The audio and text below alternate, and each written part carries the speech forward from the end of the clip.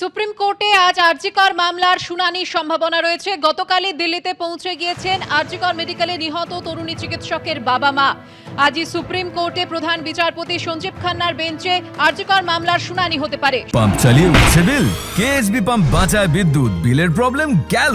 বিদ্যুৎ সাশ্রয়কারী জার্মান টেকনোলজিতে তৈরি কেএসবি পাম্প, পয়সা বাঁচাও, টেনশন ভাগাও। সরাসরি এই মুহূর্তে চলে যাব আমাদের প্রতিনিধি বিজেন্দ্র সিং এর কাছে। বিজেন্দ্র, কি জানতে পারছো?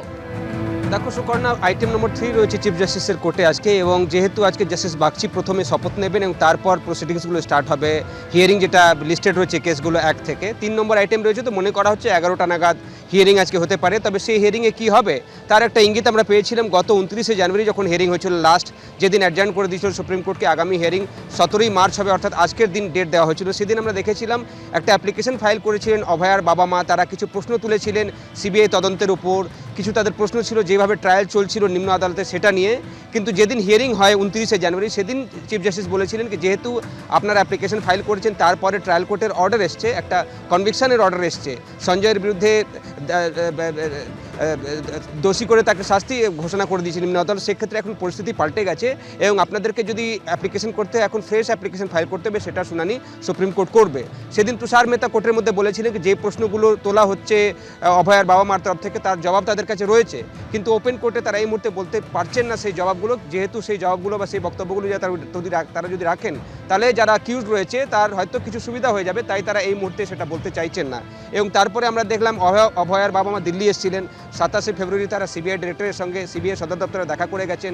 সেখানে সিবিআই ডিরেক্টর তাদেরকে আশ্বস্ত করেছেন কি ধৈর্য রাখতে হবে এবং যা যা প্রশ্নের তারা জবাব চাইছেন সেটা সুপ্রিম কোর্টের কাছে তদন্তের মধ্যে সিবিআই তো রাখবেই, এবং তারা যে তদন্তগুলো করছেন সেটাতে সাপ্লিমেন্টারি চার্জশিটও ফাইল করা হবে, সেটাও সিবিআই তরফ থেকে এর আগে হিয়ারিংতে বলা হয়েছিল। 29শে জানুয়ারি যখন কোর্ট তাদেরকে বলেছিল ফ্রেশ অ্যাপ্লিকেশন ফাইল করার জন্য, আমাদেরকে দেখতে হবে ঠিক 31শে জানুয়ারি তাদের তরফ থেকে একটা আলাদা অ্যাপ্লিকেশন ফাইল করা হয়, যার হিয়ারিং আজকে লিস্টেড রয়েছে মেন ম্যাটারের সঙ্গে, যেটা মূল মামলাটি সুমোটো সুপ্রিম কোর্ট নিয়েছিল তার কাছে, তার সঙ্গে একটা অ্যাপ্লিকেশন যেটা হিয়ারিংয়ের জন্য রাখা হয়েছে সেটা হলো বাবা মায়ের যে ইন্টারভেনশন অ্যাপ্লিকেশন ফ্রেশ যেটা ফাইল রয়েছে সেটার আজকে হিয়ারিং হবে। এবং ডিসেম্বর মাসে যখন হিয়ারিং হয়েছিল সুকর্ণা, তখন আমরা দেখেছিলাম সিবিআই 7th স্ট্যাটাস রিপোর্ট জমা দিয়েছিল।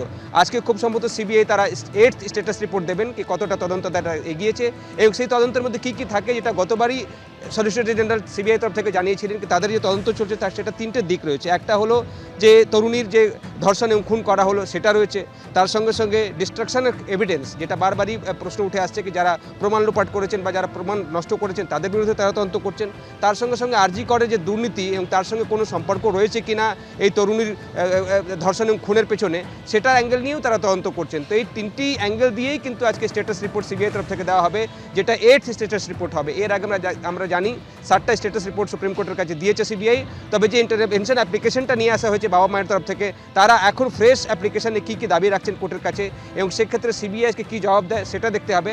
একটা প্রশ্ন এখানে গতবার হিয়ারিংয়ে উঠেছিল কি যেহেতু ট্রায়ালের ওপর তাদের প্রশ্ন রয়েছে বা যেভাবে তদন্ত হচ্ছে সেটা নিয়ে প্রশ্ন রয়েছে, তারা হাইকোর্টে আবার কলকাতা হাইকোর্টে যেতে পারেন, সেটাও একটা ওপেন এন্ডেড এর আগের দিন রাখা হয়েছিল হিয়ারিং চলাকালীন। এখন দেখতে হবে আজকে হিয়ারিং এর পর কলকাতা হাইকোর্টেই কি তাদের অ্যাপ্লিকেশনগুলো ফিরিয়ে দেবে সুপ্রিম কোর্ট, নাকি আজকেই সিবিআই কোনো জবাব দেবে সুপ্রিম কোর্টের কাছে। কেন কি এর আগের হিয়ারিংতে তুষার মেহতা বলেছিলেন যে যে প্রশ্নগুলো তরুণীর বাবা মা নিয়ে এসেছিলেন, অভয়ের বাবা মার তরফ থেকে নিয়ে এসছে, তার সব জবাবই তাদের কাছে রয়েছে এবং সব অ্যাঙ্গেল দিয়ে তারা তদন্ত করছেন।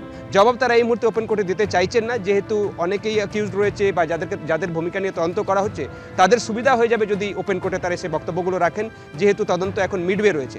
এখন দেখতে হবে সুকর্ণা, খুব সম্ভবত 11টা নাগাদ হিয়ারিং হবে, সেক্ষেত্রে মূল মামলাতে সিবিআই স্ট্যাটাস রিপোর্টে কি বলে এবং যে অ্যাপ্লিকেশন দিয়েছেন অভয়ার বাবা মা সেটার প্রেক্ষিতে সুপ্রিম কোর্ট আজকে কি নির্দেশ দেয়।